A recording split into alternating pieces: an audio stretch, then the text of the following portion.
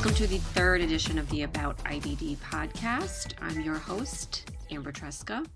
I'm going to talk to you today a little bit about J-pouches because that's the surgery that I've had.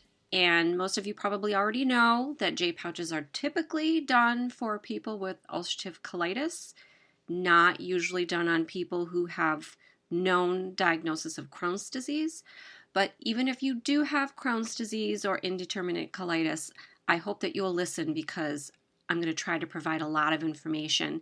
And it can not only be helpful to people who are thinking about the surgery to treat their disease, but also for a broader understanding of IBD in general. I was diagnosed with ulcerative colitis in 1989. I was 16 years old. Don't do the math. I was living outside of Detroit at the time, and when I was diagnosed, it was quite bad. They called it severe, and I was put on sulfasalazine and prednisone. Those were the only drugs that were really typically available and used at the time. Things did not turn around very quickly at all for me at that time, and because I wasn't improving, they were already discussing surgery.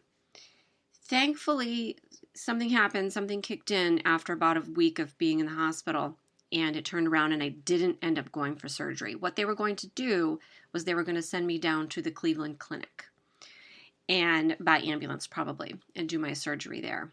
But since things turned around and the bleeding stopped and we were able to get things healed up, we didn't do it at that time. Obviously, we were new to everything. I thought I was going to have an ileostomy, and that's what several people who were at the hospital told me. But it was my gastroenterologist who said that actually, oh no, there's a procedure that they do at the Cleveland Clinic, and it'll be a couple different steps. We didn't talk about it too much in depth. I think that probably would have come had we had to go further down that path. So, but they did have someone come and visit me. This is a sort of little interesting aside, but they had a woman with an ileostomy come visit me in the hospital, and I have to say that's an appropriate thing to do for someone who is facing surgery. Talking with someone who has had a similar surgery is just amazing, and obviously now it's so much easier. You can find people on the internet pretty easily that have had the surgery and will share their experiences with you. At the time, obviously there was no internet, there was nothing like that. So they had someone, probably a volunteer. I really didn't get her story, but she came into my room and she was an older woman who had an ostomy, and I could tell she had an ostomy, and it scared the crap out of me, and I was unhappy about this. Obviously, things are so much better now as far as ostomies and appliances and things like that. There are people that sometimes I even meet with on a regular basis that have ostomies, and it's not like I forget. I'll be like, oh yeah, you have an ostomy. It's not like that anymore. But as a 16-year-old in the hospital, facing something that I never knew was going to be a potential turnout for me, it was really a difficult thing to have someone visit me who I couldn't identify with in the least. So, but obviously, fast forward 10 years, there really wasn't many treatments for ulcerative colitis. Basically, in the 10 years between when I was diagnosed and when I had my J-pouch surgery, which was in 1999.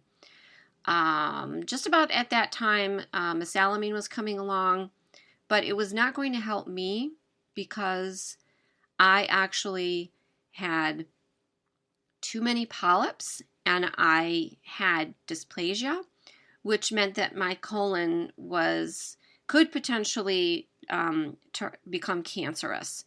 So this is obviously something that's you need to avoid.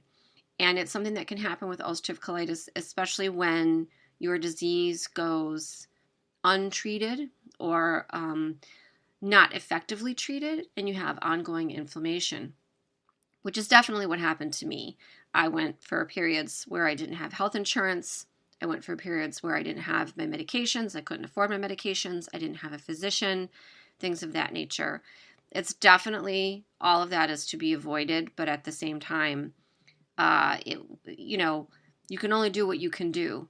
And hopefully now people will not have to go without insurance like I did, because we have better protections in place for that kind of thing. So what happened was, in 1999, I went for my scope because I finally had a job and I had insurance, and I was long overdue for a scope. So I had my scope.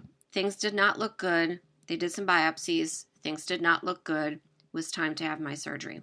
So I spoke to 2 different colorectal surgeons, which I recommend for anyone who is having any kind of surgery. Definitely getting 2 opinions is, I think, the way to go, particularly with something as complicated as a J-pouch surgery. The first surgeon I saw wanted to do it in 2 steps. The second surgeon I saw wanted to do it in 1 step. I felt as though 1 step was a poor idea.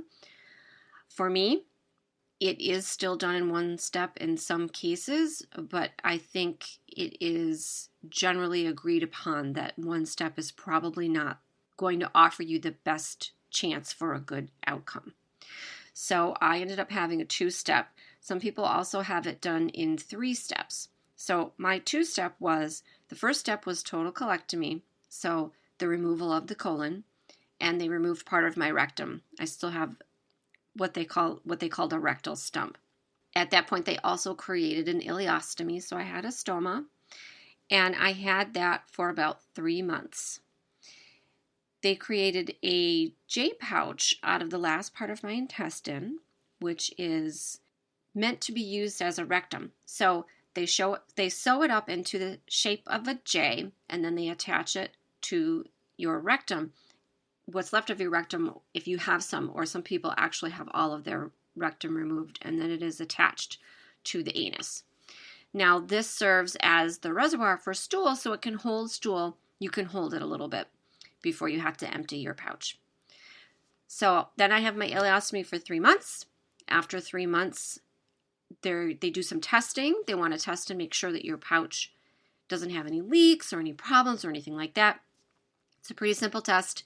They inject some dye into your pouch, and they take some x-rays, and they do that sort of thing.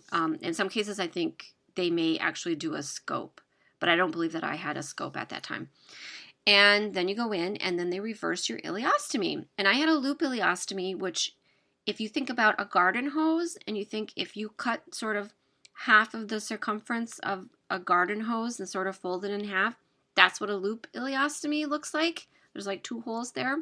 And then the stool came out of one hole, and then the other hole didn't go anywhere or do anything. But then all they have to do is they just sewed that up, push back inside, sew up where my stoma was. Actually, they did not sew up where my stoma was. That was open. It was left open, and it healed up on its own very nicely. And then I was able to use my J-pouch. So the first surgery, you're in the hospital. I was in the hospital about 5 days. The second surgery, I was in the hospital, I think 3 days. Everything went swimmingly. There were no complications in my case. So I've been fortunate in that regard. I know that this is not always what happens. So now I want to talk to you about what the success rate is for J-pouches. Because a lot of the questions that I see on social media, particularly from people who are thinking about having surgery, perhaps electively in some cases, is, should I get a J-pouch or should I have an ileostomy? And while I loved having an ileostomy, it was amazing. When I went in for my reversal surgery to take away the stoma and then use my J-pouch, I remember very vividly sitting there in pre-op thinking to myself, what am I doing? Why am I going through surgery again? My life is better. My life is so much better now than it was before, with the ulcerative colitis and the constant diarrhea and the bleeding and the fevers and the pain. And it really was kind of, I had to get my head around the idea of having the surgery and having the reversal, because things were so much better and I felt so much better. But obviously, I'm glad I had the reversal. The J-pouch was already in place, and the reversal surgery was almost nothing. I was back at work in 2 weeks. So the thing about it, though, is that I think there's sort of a lot of misconceptions or sort of bad press around getting a J-pouch, and some people might fear that getting a J-pouch might just send them right back to where they were before with the ulcerative colitis, with the problems that that brings. And so what I want to say is that J-pouch surgery is overwhelmingly successful.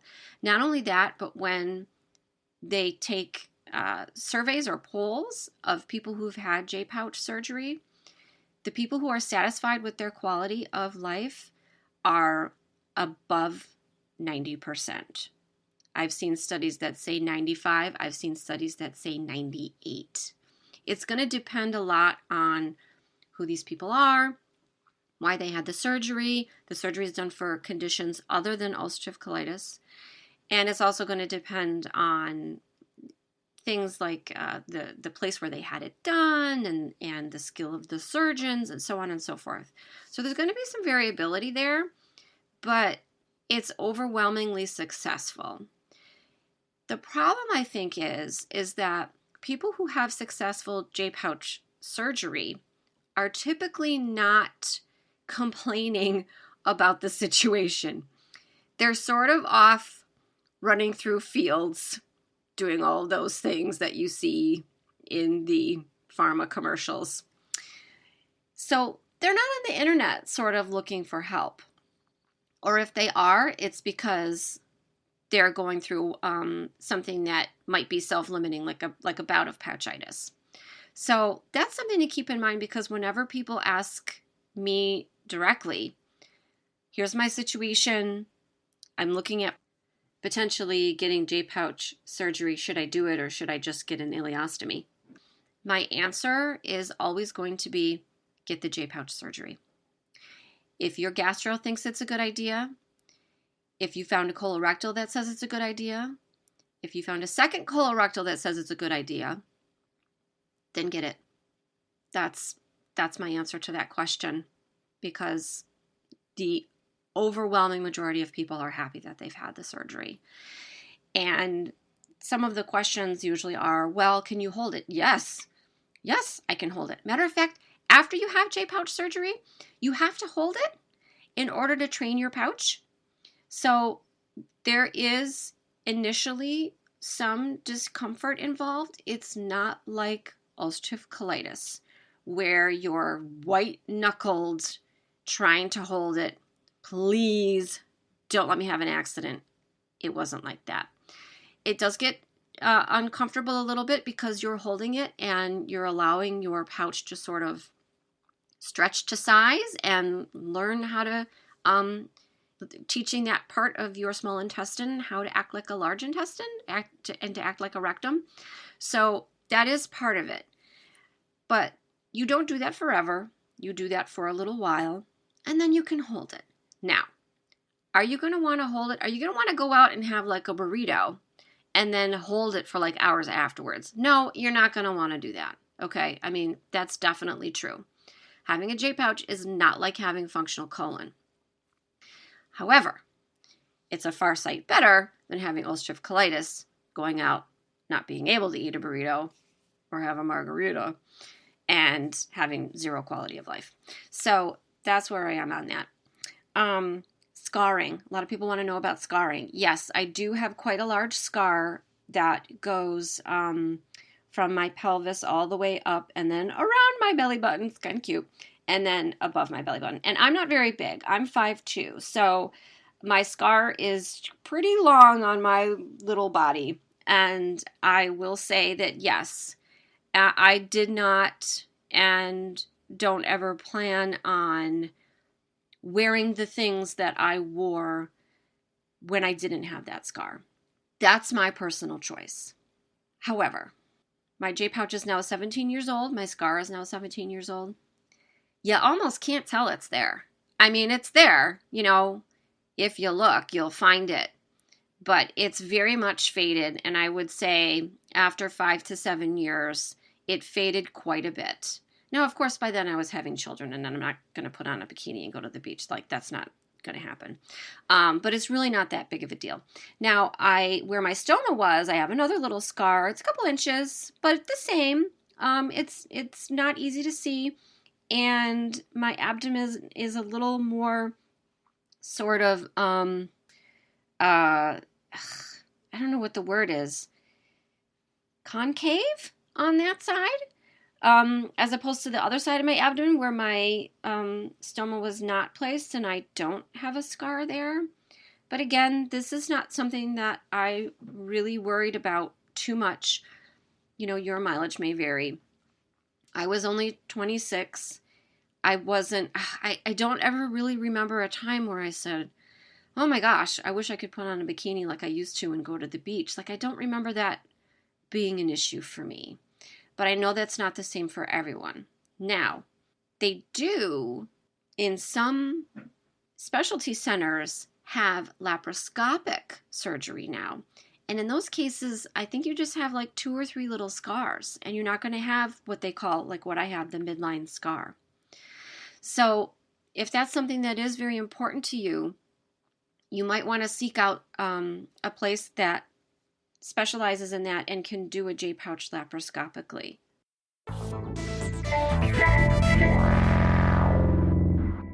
Some other misconceptions, I think, involve pouchitis. And pouchitis is a situation where the pouch doesn't behave normally, and you end up with diarrhea, sometimes mucus, sometimes blood, sometimes urgency.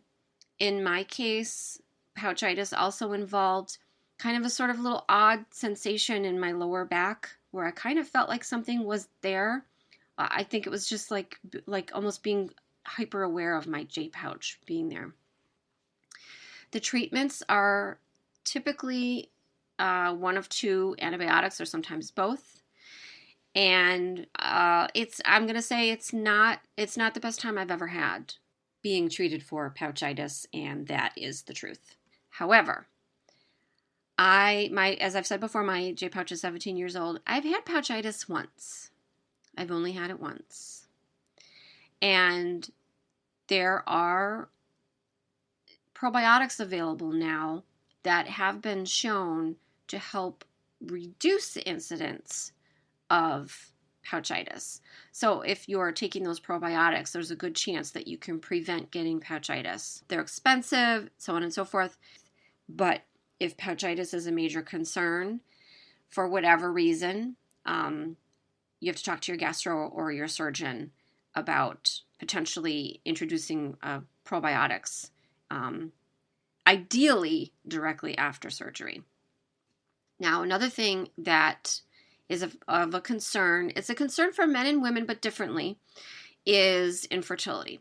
Now, with men, with any type of surgery like this, there is a risk of impotence, but it is the risk is very, very low, and it's going to change based on where the surgery is done and who does the surgery, but it is very low, and it usually goes away, and it's also treatable. So not to minimize that, when you go in for your pre-op consultations and things like that, they will talk to you about that, and they will go over the specific risk as it relates to you individually. So that is there, but it is a low risk. With women, the risk of infertility is higher. And depending on which study you look at, the risk is, somewhere between 30 and 50%. I've seen all, numbers all in between there. Again, it's going to depend a lot upon your surgeon, where you have your surgery, the techniques that are used, whether you're having open surgery or laparoscopic surgery, and you personally and your specific situation. Now, in my case, I was told that infertility was a potential problem, but I was also facing cancer potentially. So it really wasn't, what are you going to do? Now, here's the good news about this. Why does this happen to women that they could develop infertility after J-pouch surgery? The reason why it happens is because that scar tissue forms after you've had surgery. And if the scar tissue decides to form somewhere around your fallopian tubes and it blocks your fallopian tubes, and then your eggs can't get from your ovaries to your fallopian tubes and then down into your uterus, that's going to be a problem for conceiving naturally. Now, having both tubes blocked, there's a potential for that. But it could also be one gets blocked, one gets half blocked, and the other one is fine, things like that. No one can say for certain what's exactly going to happen, but it is a potential complication of this surgery. However, just because your egg can't get to the uterus to implant doesn't mean that you can't get pregnant and that you can't carry a baby to term. All it means is that you might need some help getting that egg to the uterus.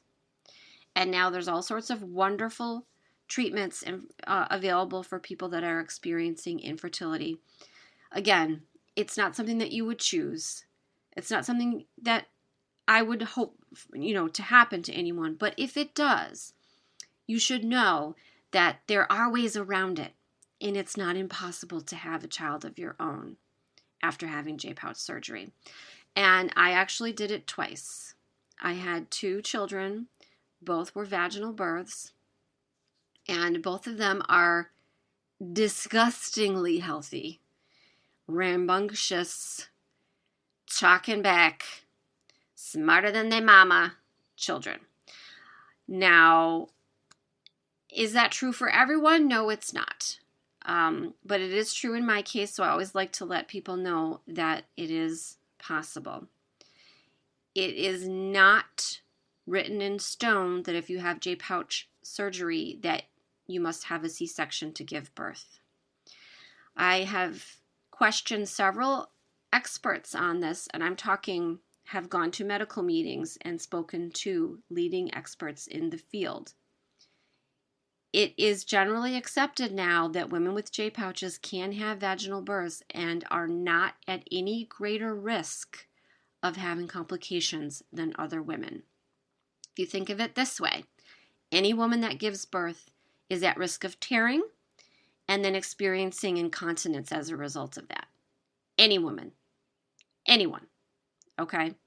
Now, that doesn't make it any greater of a risk for you with your J-pouch. Why would it? Okay? So there's that to consider. Now, obviously you have to listen to your physicians. If they're telling you that a C-section is the best option for you, there's probably a very good reason why. Make sure you find out what that reason is. And, you do what you need to do to have the birth that you need to have and that you want to have. But in my case, nobody wanted me to have a C-section. They did not want to go in there for anything. And I was able to deliver both of my children vaginally. Did I tear? Yes, I tore. Did they sew me up? Yes, they did. Is my J-pouch any different now than it was before I had 2 children? No, it's not. It's pretty much exactly the same. Now, that's anecdotal. That's just me. But I do like to point out that it's possible. And I also like to point out that it is not the standard of care to give every woman with a J-pouch an automatic C-section. If you want a vaginal birth and your physicians agree, that is definitely an option for you. So we've gone over quite a few things about J-pouches. So some of the things that I think are the biggest misconceptions and that people ask about a lot. Remember that J-pouches are overwhelmingly successful. Most people are happy with that. I say most, but it's 90+% are happy with them and are doing well, and they're not on the internet looking for help. Pouchitis is a possibility, but it's totally treatable. There are people that have chronic pouchitis, and sadly, there are people who have had to have their pouches removed because of chronic pouchitis, and perhaps their quality of life was not what they expected it to be. But here's what I always say. you get the J pouch, odds are it's going to work out and it's all going to be fine. But if it's not, you go back to that ileostomy and you know that you can do that. There's always that option there for you. So I don't know why you wouldn't try for the J pouch as long as everybody agrees medically that you're a good candidate for it. My J pouch is 17 years old. I don't know. I've seen people in message groups that have pouches that are older. Of my sort of circle of people that I know with IBD personally, mine's the oldest. And it's fine. I'm fine. I will say that there are things that I probably cope with, that perhaps some people would have a more difficult time or would think that they're not willing to put up with that. There is something that unidentifiable. I have no idea what it is. I can't figure it out. But every so often, if I go out to eat somewhere and I have something like pasta with red sauce, with marinara sauce, there's some kind of spice or something that will it will keep me in the bathroom all night. It really will. So you know what? I just don't go out and have a big plate of pasta. I don't really need to be eating like that anyway. So, but that's fine. I can cope with that. Do I drink alcohol? Yes, I do. Do I go out and usually order what I want, like steak or a hamburger or grilled cheese? Oh, salads. I eat salads all the time. I don't eat salad like twice in a day, but I will definitely go out and have a salad, or I'll have one at home for dinner or lunch. Do I eat nuts and popcorn? No, I don't. Not that you can't, and I probably could. It does just make me a little nervous because there is a potential for blockage. Any surgery that you have is on your abdomen is going to come with a certain amount of risk for a blockage. And it's going to, again, depend highly on the type of surgery, on your surgeon, on you, on a lot of other things. So when it comes to concerns about blockages, you really have to talk to your own physicians to understand your risk. But there is the potential for risk. I've never had a blockage. I've never even come close. So I don't really worry about it so much. But I also don't, go out to the movies and eat like a huge thing of popcorn either. Although I'm sure there's plenty of people with J pouches that do. So I hope this was helpful for you to understand a little bit more about J pouches and a little bit more about my own personal experience with a J pouch, which has been over 17 years, has been vastly, incomparably better than the 10 years previous to that living with ulcerative colitis. I say living, but I mean honestly, living between bathrooms, coming home every night from work, going straight to bed, having to have my husband bring me some chicken soup, eating that in bed, doing nothing. I mean, honestly, just, my surgeon and everyone that took care of me at that time did an amazing job and made my J pouch is perfect. So I'm always going to tell people that I think they should try to get it as long as they're a candidate. Anyway, I'm signing off. Once again, my name is Amber Tresca. You've been listening to About IBD. And you can find me everywhere on the interwebs. Is there a social media platform I'm not on? Maybe. But I'm on the Facebook, I'm on the Instagram, I'm on the Twitter. I'm even on Snapchat. You can look for me. My handle is About IBD. And you can find my vast quantity of information on IBD that is written for patients on verywell.com. Search for any IBD related topic or sometimes IBD adjacent topics, and you will find my little byline there. If you ever have any questions about J pouches or about anything else IBD related, I do love questions. I love questions from patients because y'all give me amazing ideas for future articles. Please do tweet me, Facebook me, Snapchat me, Instagram, or find me on Verywell. Thanks so much, and I will see you next time.